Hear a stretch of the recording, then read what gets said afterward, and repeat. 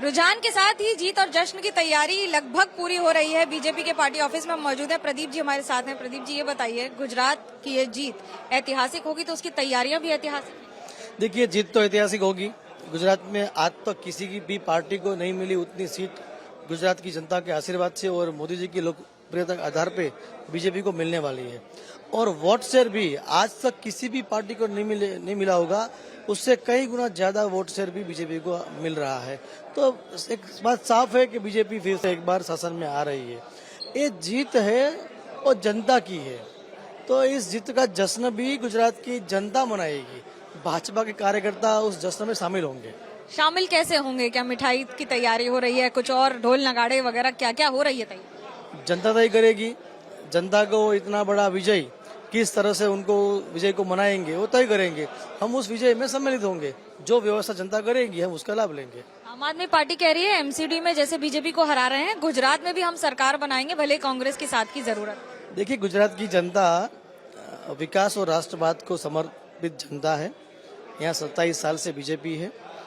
भारत तेरे टुकड़े होंगे इंशाअल्लाह के नारे लगाने वाले, भारत विरोधी भटके हुए युवाओं को जाकर प्रोत्साहित करना जिनका काम है, सर्जिकल स्ट्राइक और एयर स्ट्राइक जैसे पराक्रम करने वाले वीर सैनिकों पर सवाल उठाने वाले लोगों को गुजरात की जनता अच्छी तरह जानती है। यहाँ उनकी हर सीट पे डिपॉजिट जाएगी। डिपॉजिट उनकी कहाँ बच रही है ना, उसका लिस्ट मुझे चाहिए। ईशुदान कह रहे हैं हम तो तैयार हैं मुख्यमंत्री की शपथ लेने के लिए। सबसे पहले उन्हीं की बात है कि वो अपनी डिपॉजिट बचा रहे, तो बहुत बड़ी बात है। अभी सबसे बड़ा श्रेय जीत का किसको जाएगा? गुजरात की जनता को जाएगा, मोदी जी की लोकप्रियता को जाएगा, अमित भाई शाह का मैनेजमेंट पे जाएगा और भाजपा के कार्यकर्ता के परिश्रम के ऊपर जाएगा।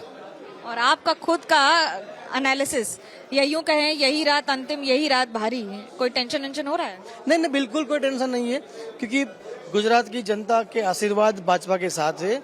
मोदी जी की लोकप्रियता भाजपा का बड़ा आधार है और भारतीय जनता पार्टी का जो कार्यकर्ता है, जो अति परिश्रम कर पार्टी के लिए काम करता है, ये सभी चीजें जब इकट्ठी होती है तो एक बड़ा विजय बनता है। उस विजय के इंतजार में हम हैं। वोटर टर्नआउट का जो कम या ज्यादा रहा, उसका कोई अंतर पड़ता है? वोट बढ़ा है, परसेंटेज इसलिए कम हुआ लगता है क्योंकि नंबर ऑफ वोट बढ़े हैं। करीबन 15 लाख वोट बढ़े हैं इस चुनाव में 2017 के मुताबिक, और यही 15 लाख वोट बीजेपी को मिले हैं। तो बीजेपी को 2017 के चुनाव के ध्यान में रख के ज्यादा सीटें भी मिलेगी और वोट शेयर भी बीजेपी का बढ़ेगा। 24 का आगाज है ये? बिल्कुल। 24 भाजपा का कार्यकर्ता है, वो तो हर दिन काम करता रहता है। ना सिर्फ पॉलिटिकल एक्टिविटी, सोशल एक्टिविटी भी जिम्मेदारी समझता है, तो हर दिन काम करते हैं।